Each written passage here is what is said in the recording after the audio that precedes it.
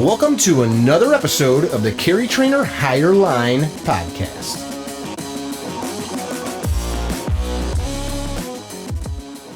Hey guys, welcome to another episode of the Higher Line podcast. I got to tell you when we start, this podcast is brought to you by both Gunfighter Gun Oil and our friends at Armored Coffee. I'm showing you the S12 Challenging Blend. It's not a challenge to make or drink, but it's delicious. I think it's supposed to say all in and then challenging's in there. Anyway, Armored Coffee, Gunfighter Gun Oil, good for all your personal lubricant needs. We've got my buddy Joel Gupton on, who looks like a 14-year-old boy with his beard shaved. He normally has a huge, thick mountain man beard. How are you? I literally don't recognize you. I'm looking, and it's like, who is that? Yeah, my wife the other night, she was like, man, it's like I'm getting in bed with another dude. Yeah. Yeah. And shut the lights off. You're like, call me Donnie. Yeah. She's touching my face. She's like, I can't remember the last time you haven't had hair on your face. Like, why did you shave your beard? I had to get another military ID. They will not let you have a beard unless you're overseas and in such a relaxed grooming standard. So I see. Yeah. Understood. So see what's underneath. You wanted to see what's underneath? No, that's what they like. So some creepy crawlies or something. Yeah. So you are a 18 Delta Green Beret Medic. Correct. And I met you through our mutual friends at D-Dey Response Group. You do some work with them. What's an 18 Delta? So I drop that all the time to people, like, oh, my friends are 18 Deltas. But like when people hear that, like, what's it mean to them, or what should it mean? So an 18 Delta is a Special Forces medical sergeant. I spent 2 years and 1 week at Fort Bragg, where all the other Special Forces MOSs take right around a year from start to finish, soup to nuts. Our medical course is just a year in and of itself. So it's a long time to get trained. That's all day, every day. That's not like learning to shoot guns. That's learning biology and physiology and stitching people. For a year straight. All the other, patrolling and all that other stuff, unconventional warfare comes at a different time frame. When you're there learning your job or your MOS, which is 18 Delta for the Army, for myself, it's a year straight. So it's a lot, man. It's pretty challenging. As far as Special Forces goes, Green Berets might be easier for people that aren't familiar with the different services and all. The U.S. military's got a bunch of different SOF organizations. Special Operation Forces. Correct. Yeah. And there's a common mistake that's made in the media, or people don't quite understand it, but they're trying to report on different things. They kind of lump Special Forces in with everybody. So they'll call SEALs or PJs or combat controllers, it's a special force. Well, they are a special type of force, but it's more appropriate to say Special Operations Forces. And when you're talking in reference to the United States military, Special Forces are the U.S. Army Special Forces, or better known as the Green Berets. And then, everybody else, you have SEALs, PJs, CCTs. Then, some of the other guys are the MARS operators and stuff like that. So they all fall kind of under the purview of Special Operations Forces. So just a little clarity for folks whenever they're thinking about it. Like, oh, my buddy's Special Forces, he was a Ranger. Like, was he in Ranger Battalion? Or did he go to Ranger School? There's different things people understand where they're coming from that. So, yeah. And then even if he was in Ranger Battalion, he's not Special Forces, he's a Ranger, right? Correct. And he's a Special Operations Force soldier in that instance. Military guys get serious about that. I did a podcast recently with a man that is a Marine. He's no longer active, but I made the mistake of saying you were once in the Marine Corps. And on the YouTube channel, people saying like, "You dumb son of a bitch, you anti-American." It was like, whoa, man, I didn't say like, yeah, they flipped out. And it was like disrespectful. And I'm like, I told this guy, like, I appreciate your service, but like, once a Marine, always a Marine. So anybody listening, I meant no disrespect. I understand that you will die as a Marine if you join the Marine Corps. I didn't mean it that way, but some guys get picky about that stuff. They get, some folks will even get what I would call butthurt about it. So, but, people spend a lot of time in the military and they do, difficult things and tasks, and they make their best friends and sometimes lose them. So people get really passionate about it. So it's kind of understandable, but at the same time, it's like, look, man, they're your target audience when you're talking to them, and That's a good point. I think that's a good point. And I meant no disrespect. I think even the media and the public, they don't mean any disrespect by it. But I've had that conversation with another Green Beret once. Expect the same thing out of everybody. Yeah. Right. Yeah, for sure. Not everybody's like talking medical stuff. Like not everybody's a doctor or a medical professional if they didn't say the right word or didn't describe something correctly. You stupid idiot. You're right. Yeah, we see that a lot in some of the classes you and I and the S12 that we've collaborated on. Is we've had instructors out before that are very detail and technical oriented, and a lot of folks aren't like that. It's kind of like talking to aircraft, or let's say a non-medical person talking to a medical person over the phone. People with experience will understand that if you just speak in plain talk, we're going to figure out what you're talking about. And as instructors, that's kind of our job, and where you see good instructors become great instructors whenever they're able to do those things. So. To communicate without having to have the same vocabulary and correct. Yeah. Not make people feel stupid. Well, that's really the Green Beret's job, right? To teach people. Yeah, exactly. Yeah. So, as a buddy of mine said one time, he's like, I could teach people to do just about anything. I mean, hell, I taught guys how to do, needle decompressions on the chest that can't read or write, and they don't have any shoelaces in their boots because they don't know how to tie them. Now, that doesn't mean he's an idiot. It just means that he's not been educated in the same manner that we have. So whenever you're talking to somebody, you can, I pointy talkied quite a few things in my life, and point it right here. Go get the needle. Pointy talk. Yeah. That's an interesting thing. I think in a lot of fields, like the shooting instruction stuff, just not to go deep into it, but magazine or clip. Like you hear somebody say clip, that they're meaning magazine, but there's guys that get a hard on to be like, it's not a you're shooting an M1 Garand, because if you're not, it's not a clip. And then, they just want to go down that road. So our friends from Pennsylvania, they say clipazines. I like that. I love it. Yeah. So when you have smart asses, you just call them clipazines, man. Yeah, they don't like to do. What's your goal? You trying to make this person seem dumb or insult them, or are you trying to get the job done? Yeah. A lot of times that's the ego talk, and especially nowadays on social media, man, people are able to say things that they would not say to another person's face, and have the same reactions because of what they said. But yeah, it's kind of crazy, man. Some of the stuff that people get bent out of shape about. I love it when you share stuff like that with me, man. It just cracks me up. I'm like, man, he's got to deal with this shit so much worse than I do, man. It's funny. What was your scope of practice, or is your scope of practice? So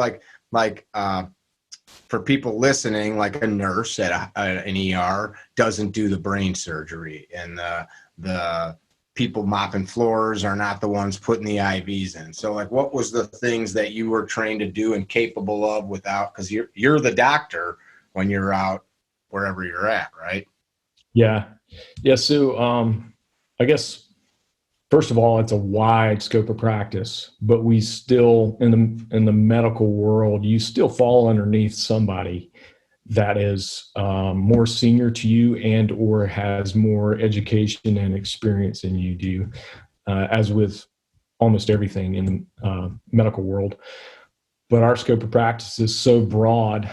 It's everything from being able to run blood labs on a guy and look through a microscope to see if they've got malaria, all the way down to pulling out human teeth, which the picture I sent you shortly after we had that little key leader engagement, I ended up pulling about 30 teeth out of some yuck mouth Afghans. So the picture he sent was a group of individuals sitting up on a mountain hillside. You were pulling security as they were having their powwow, but then you had to go into dentist mode.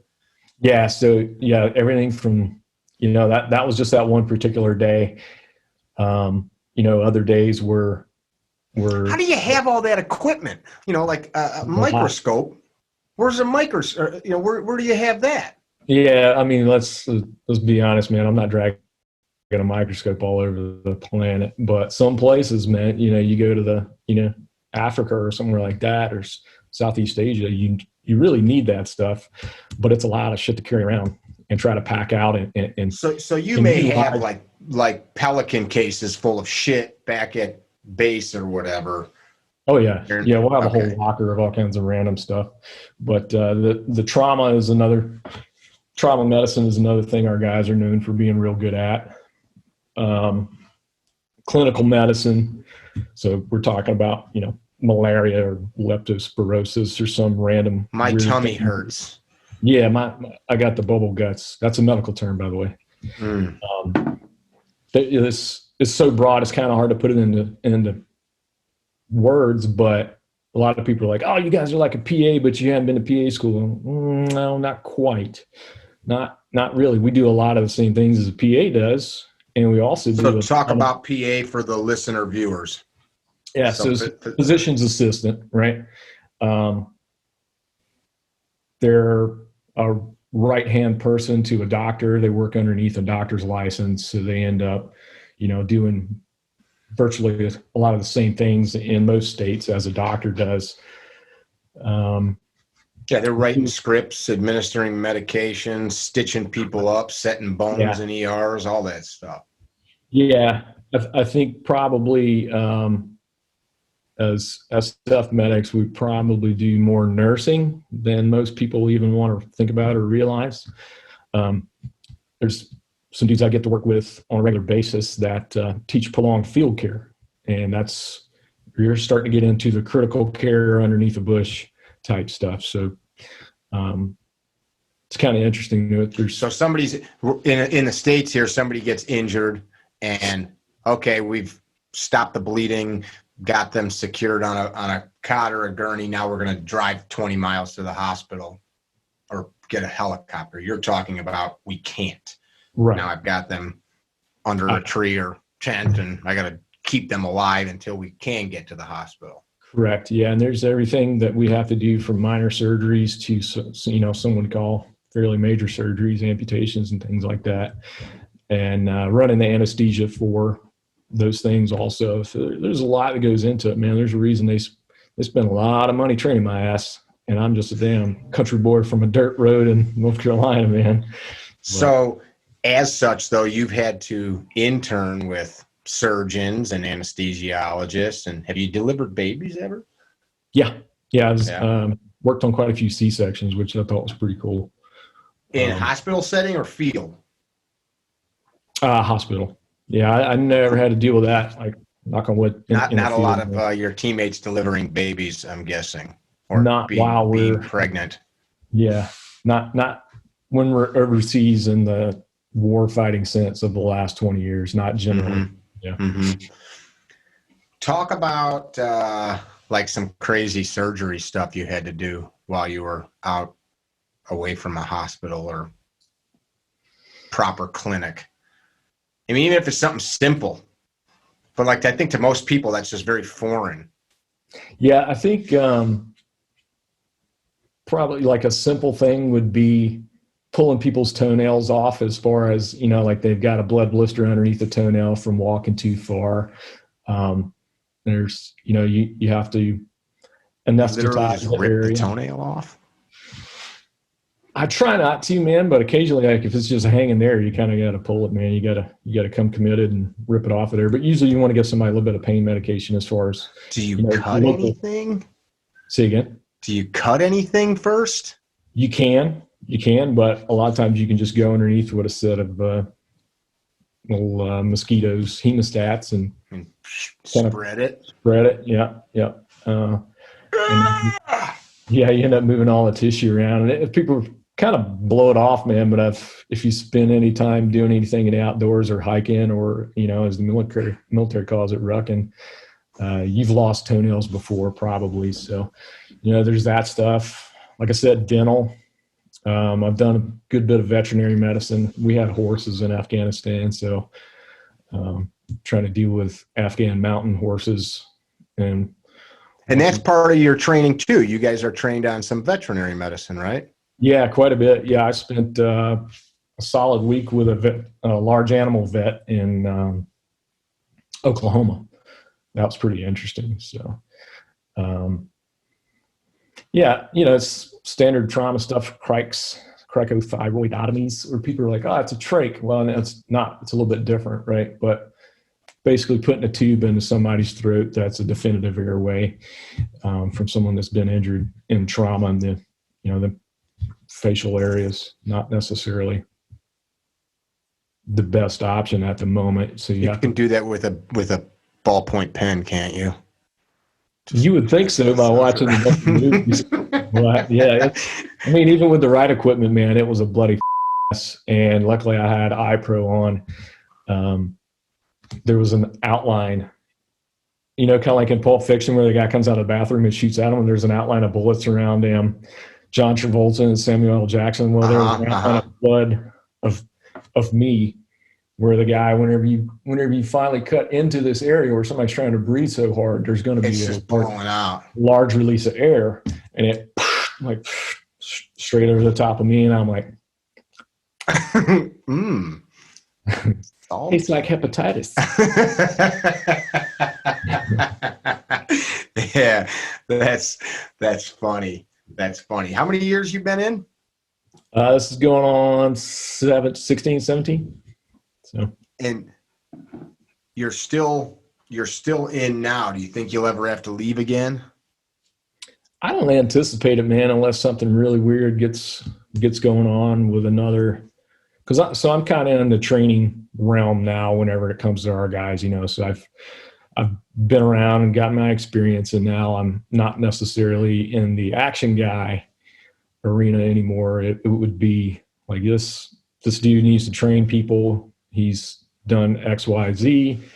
Let's look at him for that. And then, developing doctrine or writing, a lot of the boring stuff that people don't want to do, but it has to be passed on. Mm-hmm. Good tacit knowledge is kind of hard to come by sometimes, but with 20 years of war. You like that tacit knowledge. Talk to folks about tacit knowledge. So, and forgive me if I get it wrong, but my understanding of tacit knowledge is kind of like the oral tradition, right? Information that's passed down. So tacit knowledge would be something that is taught to me by X person, right? Mickey taught me how to shoot his Beretta, Ernest Langdon style, and I'm nowhere near as good, but he passed on good information to me so that I could understand that. So a lot of times in the medical world, specifically, mostly paramedicine, what comes about is you end up getting someone that's an instructor. They've been around for a while. They go through, get their instructor creds, and then they start teaching, and they may have never done a task before or procedure or whatever you want to call it. So they end up passing on knowledge of stuff that's in a book that somebody else taught them that may not have done X, Y, or Z task or whatever it is. So getting good tacit knowledge is kind of one of the things I look at whenever I'm working with an organization, whether it's a military or civilian.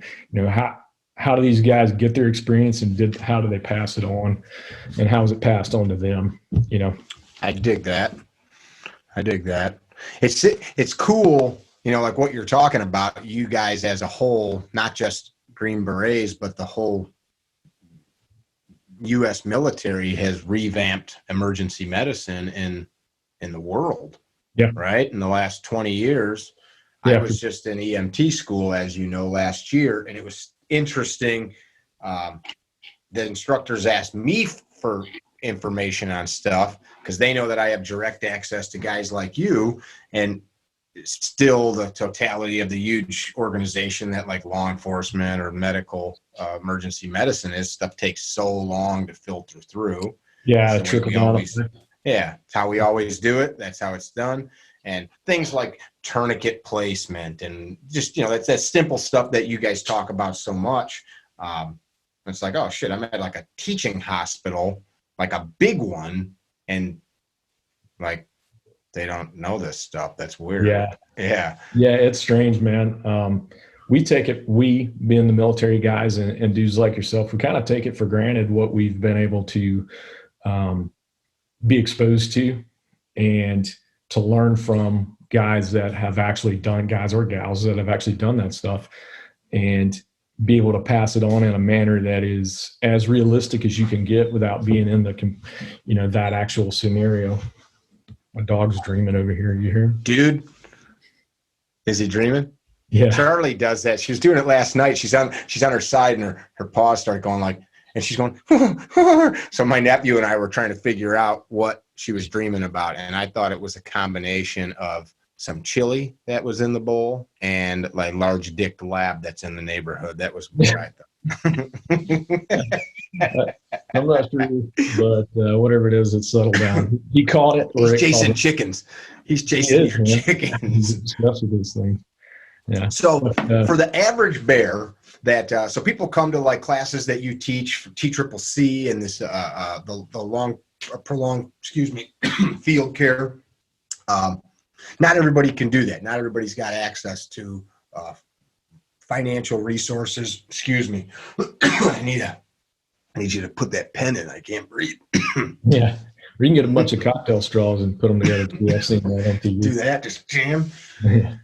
What are some things that like average dude should seek out to really understand for himself and his family as far as medicine? Excuse me. So I'd say go to a Stop the Bleed course. That's a national push, the Stop the Bleed campaign.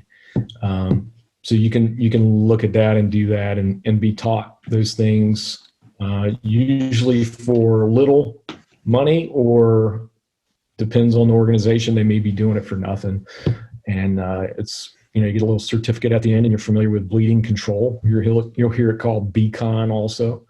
So bleeding control, everything from tourniquets to pressure dressings, the hemostatic agents, the stuff that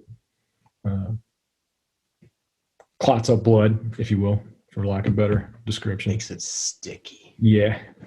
Makes it gel plug up, stuff like that. So, I would say that, and then having tourniquets and pressure dressings, which are pretty cheap, honestly, in your vehicles, or like on my tractor that I do a lot of wildlife management stuff with, I've got tourniquets on it. Mm-hmm. Kind of dangling on it, kind of a jingle truck, but like a jingle tractor for North Carolina. They're just shit hanging off of it all over the place. That's funny. Yeah.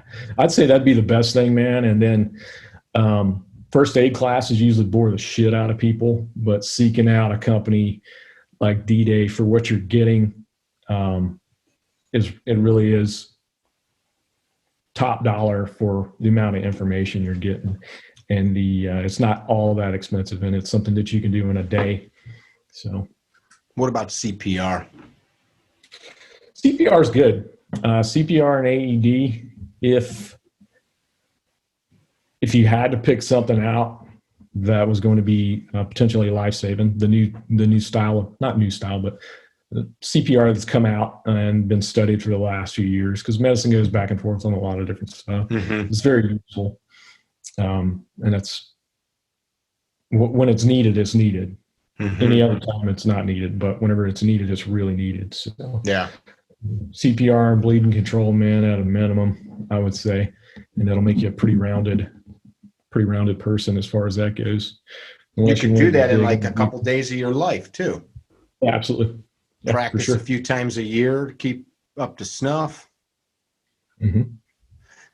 What kind of things? So you said pressure dressings and tourniquets. Like, should somebody have one? Should they have two? Should they have four? Should they have them in every pocket? Should they have them in every car? Should they have them at the house? Like, if somebody's got $100, couple $100, what should they? Yeah, I would have them in my vehicles, and I would have one around the house. And then, I mean, you don't have to carry one around you all the time, unless you're, law enforcement or something like that you actually potentially would need it.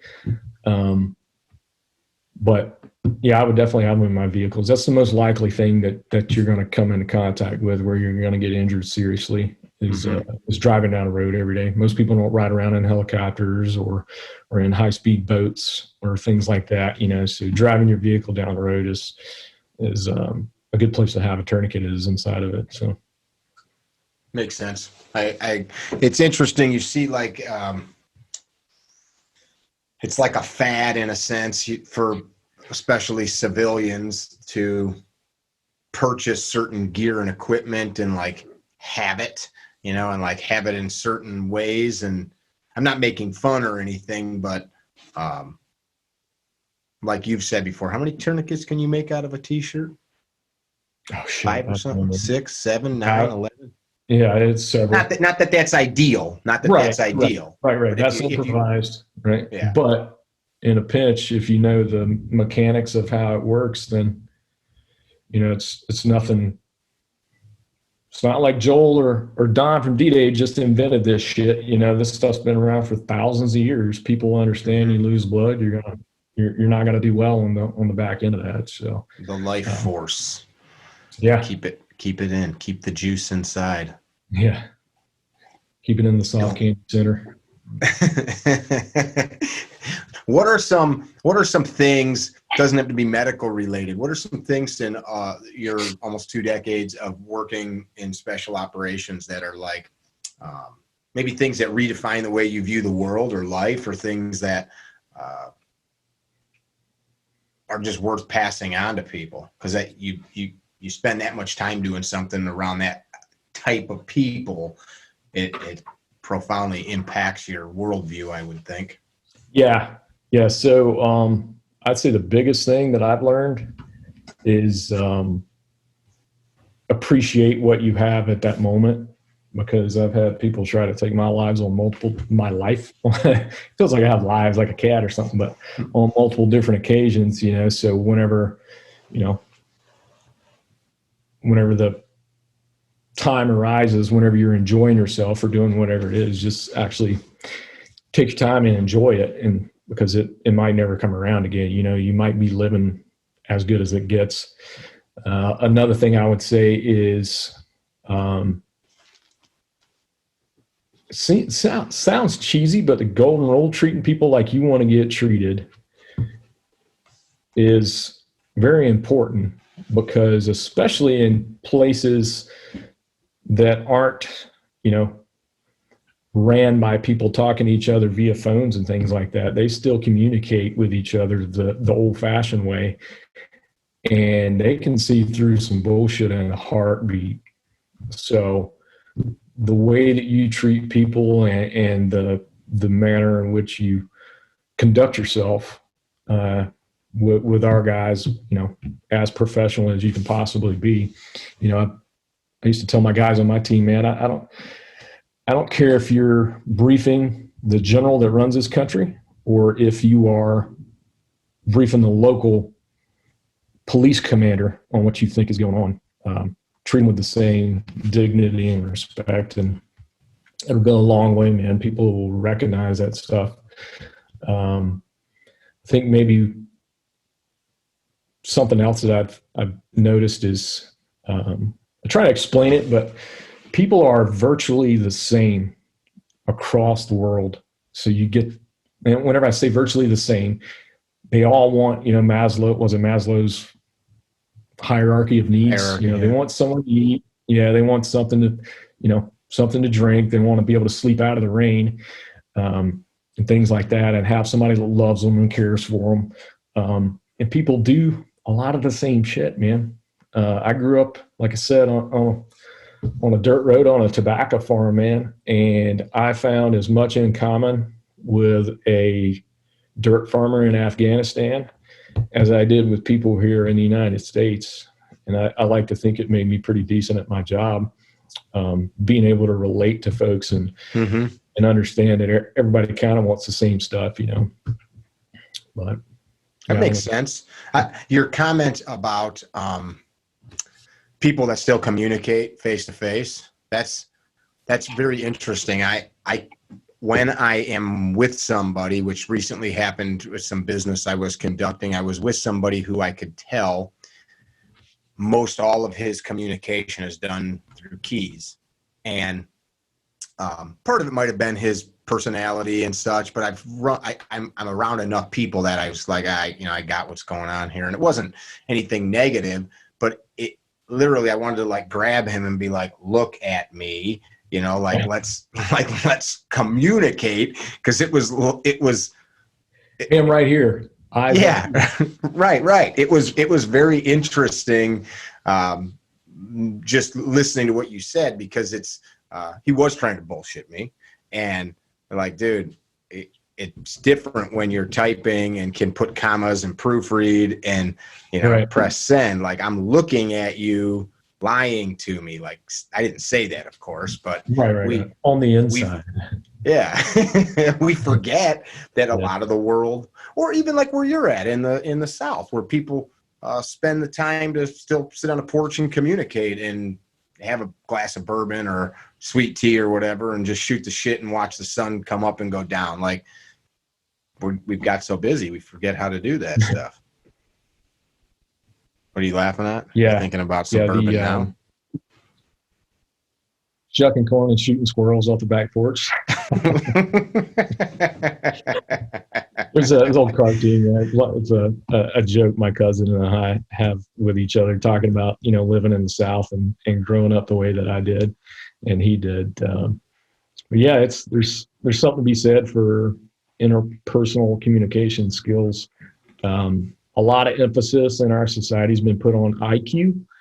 And so your intelligence quotient, and more people and more companies would be better off if they spent more time researching someone's EQ, so their emotional quotient, how to deal with other people, right?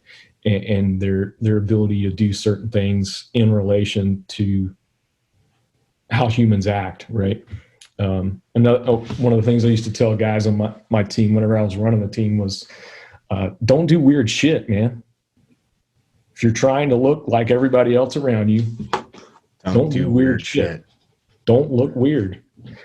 And people's interpersonal skills and how they carry themselves, their demeanor, it's taken a hit. I think it's going to be a generation before we're out of this.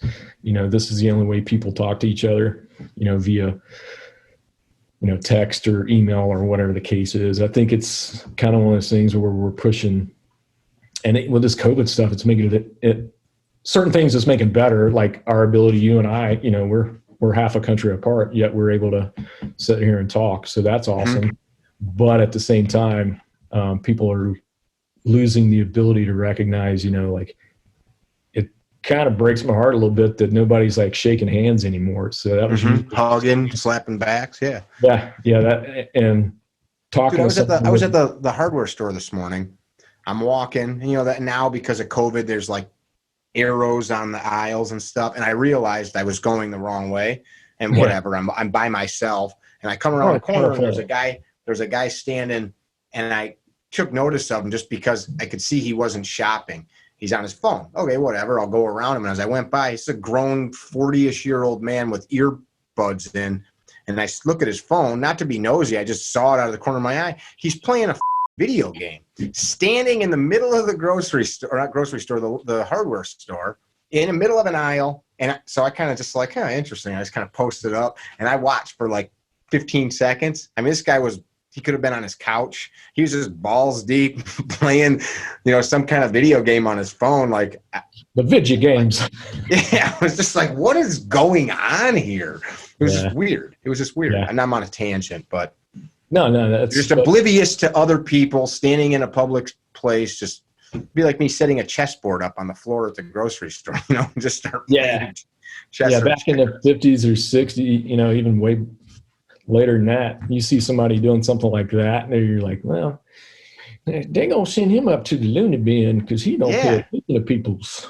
Yeah, it would be weird. It would be weird. It would be very weird. But nowadays it's kind of normal. But I miss the days of being able to look at someone's face and be able to read it before the words come out of their mouths. So micro expressions and things like that, and that's part of the human. And our ability to recognize and communicate is through our faces, right? I mean, even my dog, if I look at something long enough, he's going to look at me and go, he's concerned about that. Yeah, what are you looking at? I'm going to look at that. Like, I'm going to stop looking in a minute, but I'm going to look. That's true. Talking about emotional intelligence, emotional quotient. Have you done a lot of research on that topic?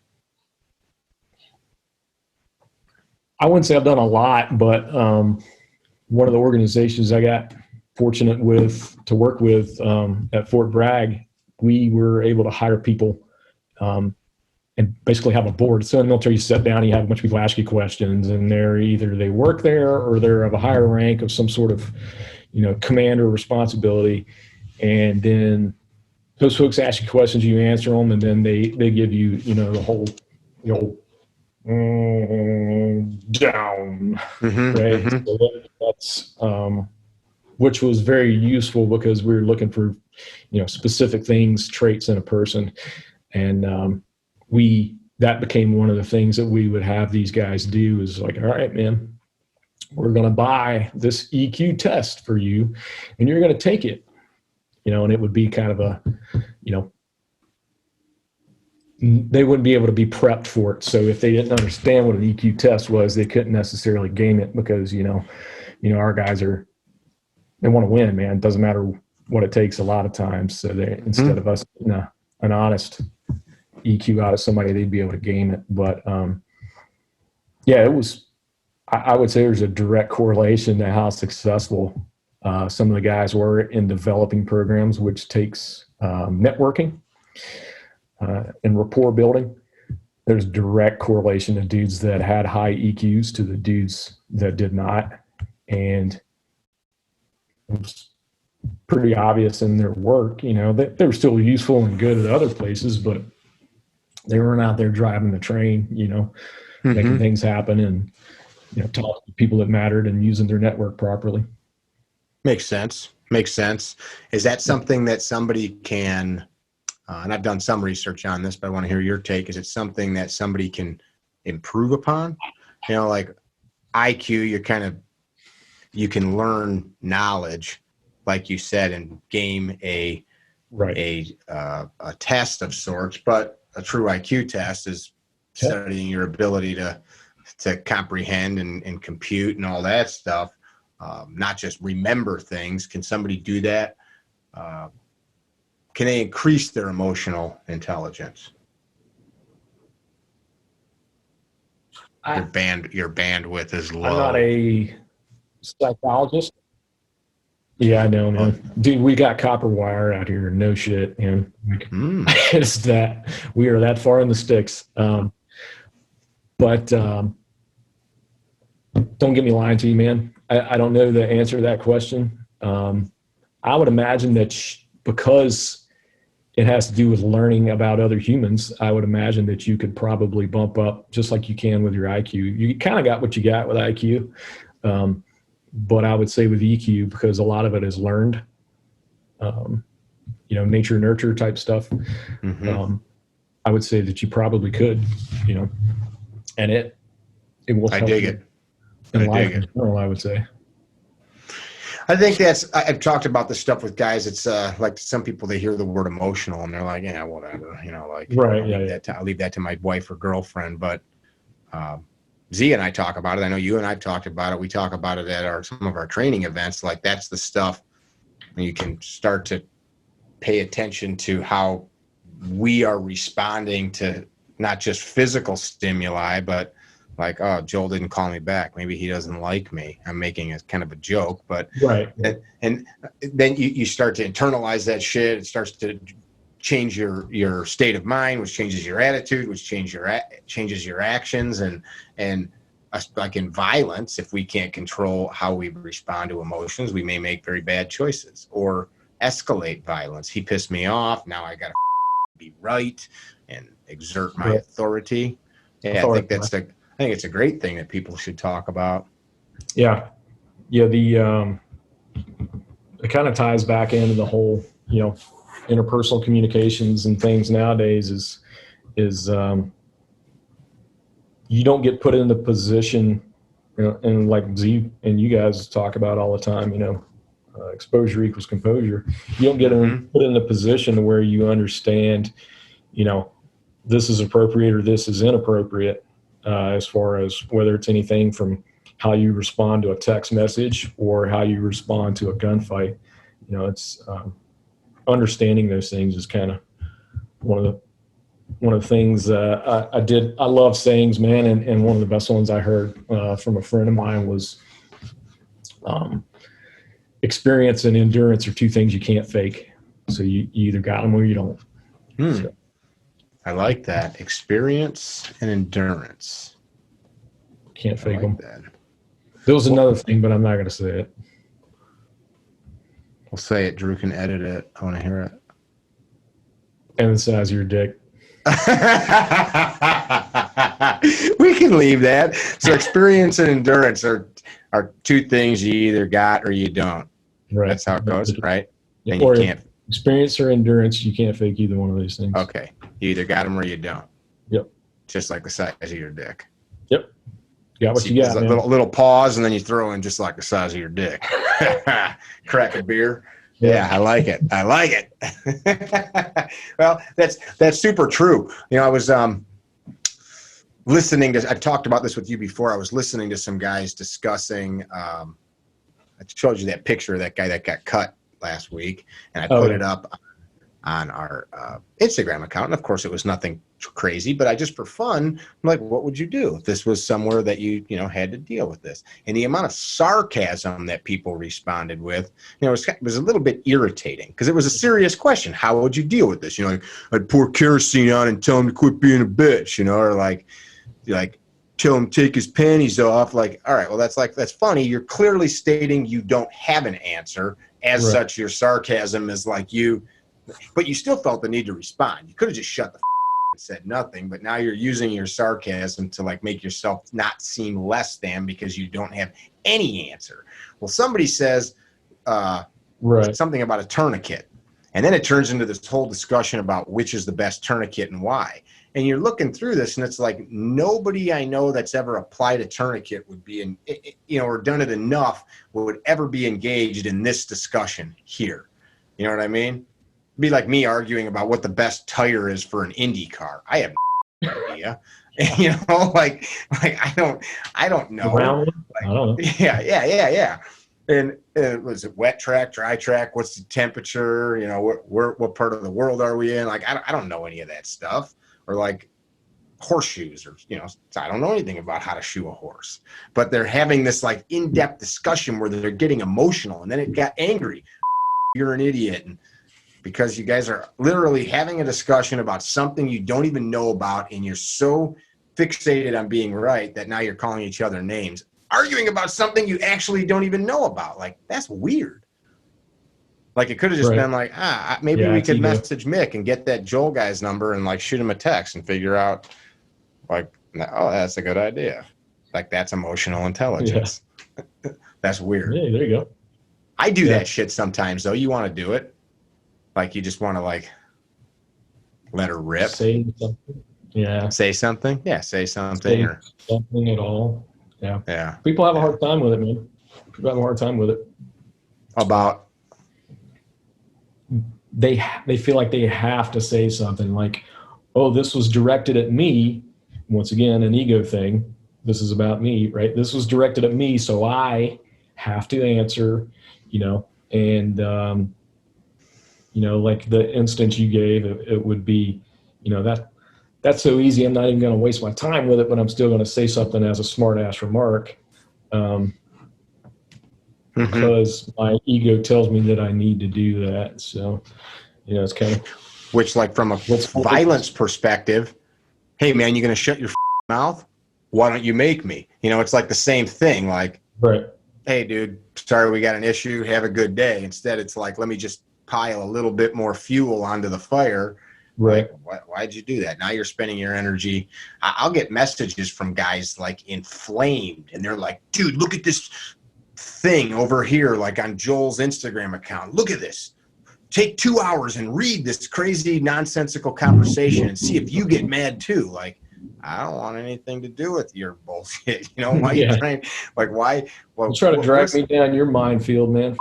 Yeah, what's the desired end state here, so that both of us are sitting here irritated about something that has zero value or benefit? I could be planting sunflowers. Yeah. You raise sunflowers. Exactly. Yeah, I got about an acre and a half of them. Huh? I didn't say anything. I was listening. I've got about an acre and a half of sunflower seeds. No, it's raining its ass off. It's making it hard to hear. Oh, it's raining out. Is there, do you just leave them in the field or do you harvest them? No, these will be left for game birds. Birds. Dove. We have a few quail we started getting around here, and we have turkeys. So, this is just for their benefit and the pollinators and the bees. You have, so folks listening, you have a small farm in the Carolinas, and do you have bees? Do you raise Not yet. hives? You're gonna do a hive for bees? Yeah, we are probably next year would be my guess. I've got a few acres of clover. Mm-hmm. Yeah, the clover's doing pretty good now. They've already found it, so I know I've got wild bees out here somewhere. And a buddy of mine has started. He's got a hive working on number 2. So probably next year I'll let him hunt deer out here at our place. So he's going to throw us a beehive and get us going, I think. And that's cool. Yeah, I've got probably an acre and a half, 2 acres of sunflowers, and then I've got probably another acre of just wildflowers that we put out here. So it's real. It's very cool. Really pretty. Yeah. So what's next for you? You've started the farm. You're kind of relaxing a little bit, still working. What's next for you? I will continue to try to grow this farm and do more things probably in the wildlife management side of the house, because I really enjoy that. I like to be involved in several different things at one time. One, because you never know when something's going to get shut down, like as far as industry goes, and the ability for me to make money. I'm a military contractor, a government contractor, so I can keep doing those things, paying bills, and developing more for our farm. And I've got some hands in some nonprofits that I'm trying to either work with or go work for. So it's a bunch of different things, man. I like staying busy, but at the same time trying to concentrate on family and all that good stuff. So. If anybody's listening, like, what things would somebody hire you to consult on? If there's anybody maybe that has a business opportunity, what would they hire you to do? So, of course, there's with D-Dey Response Group, anything from offshore medicine to they have a tactical side of the house where it's, shooting. And then when I say offshore medicine, I mean, like, think about like sport fishing boats. That thunder in the background? Yeah, and it's going off right now. That was a big boy. Yeah, it was close to. I think it hit my shed over there. But so there's that. That's the emergency medicine side of the house, which I do stuff like that. And like I said, the prolonged field care. Actually, prolongedfieldcare.org. Shout out to those guys. Awesome dudes that are doing God's work for next to nothing. So they have a podcast too. I work with a bunch of those dudes. We're friends. We kind of found ourselves in that arena of being able to train folks in that, especially our guys. And for myself, like training non-medics, like I do with you guys at S12, on the emergency side of the house, but this is more, like I said, critical care stuff. So, those two things. And then, like I said, I've got some equipment so I can do a little bit of land management stuff. There's a lot of other people out there with more degrees and more years of doing it, but kind of having your own property and having your own place. And it's my own little playground that I figure out, what works, what doesn't, and kind of tinker with things. And I actually was school trained in natural resources management. So I got and I've worked for nonprofits, waterfowl organizations. I was a damn hunting guide, man. So I've done all kinds of weird shit, as you know. But it's given me wait a minute, you said don't do weird shit. Yeah. Don't act weird. Don't do weird shit in public. I got you. Yeah. God's shutting us down here. Your bandwidth is getting kind of low, so it's probably a good point to close her out because that storm is ruining you. I appreciate you taking the time, man. Anybody that wants to follow you, you're on Instagram. What's your you've got a couple Instagram accounts. You got one for the dude, the dog, right? Yeah, from the dog down here in Nash. It's the dude Nash 1. I think there's some underscores in there. And then my D-Dey account is Joel _DDEY. Yeah. So, or you can just put in my name, Joel Gupton, and it'll come up with the D-Dey one for sure. Hadn't been posting as much on there recently. Some, life happens and kind of keeps you from doing certain. It gets a vote, as a buddy of mine said. So, but yeah, that's us, man. We're pretty easy going and enjoy training with you guys whenever we. Yeah, I enjoy it too. You guys that have watched or listened, if you go on our YouTube channel, which if you're viewing this, you're on our YouTube channel, you can look up the S12 events. You'll see numerous ones where Joel was at teaching. I've had him help with various courses, which is always an honor, and it's good to visit with a friend and break bread and tell jokes and have some cold beers and all that good stuff. I appreciate you, man. It's been a pleasure to know you and see you without a beard. That's nice. It's like I've got two friends now. Yeah, no, it's awesome, Nick. I appreciate it, man. I enjoy working with you. I said it before. I don't have to do, and don't get me wrong, I'm not independently wealthy. Like, I hustle to make money, but I don't work with people I don't want to work with anymore. The days of me having to do things like that are done, and I enjoy the shit out of working with you guys. That's 12 event, and if we do things on the side, and then my brother's down there in Florida, D-Dey. So I dig it, my guys man. here in North Carolina, man. So I appreciate it. I appreciate your time, your service, your wife, your dog. Tell them we said hello. Parting words from you. Let's hear it. I hear you say it a lot of times. Don't be a dickhead. Doing the right thing is pretty hard, man. A lot of times for folks, especially if they're not used to doing it. But once you learn to do the right thing on a regular basis, life gets better. I like it. Do the right. Was it Super Day? Do the right thing every time, all the time, or something like that. Do the right thing at the right time, every time. Yeah. He says everything's important, everything matters. Do the right thing at the right time, every time. It's a mouthful. I think everybody that's listened to this podcast has heard me recite that 30 times. I actually might have that turned into one of these, like oil painting stickers or shirts. Yeah, I think that might be a good thing. I think it's a good truism.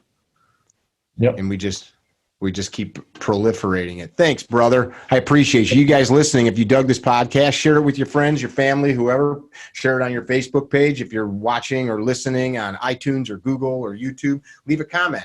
Rate the podcast. And go follow Joel. Be good. As Joel said, don't be dickheads. Visit our website, CarryTrainer.com, for information about classes held throughout the U.S., CarryTrainer apparel, and upcoming projects. You can also email us at training@CarryTrainer.com for information about setting up your own private course or speaking engagement. Training@CarryTrainer.com or CarryTrainer.com.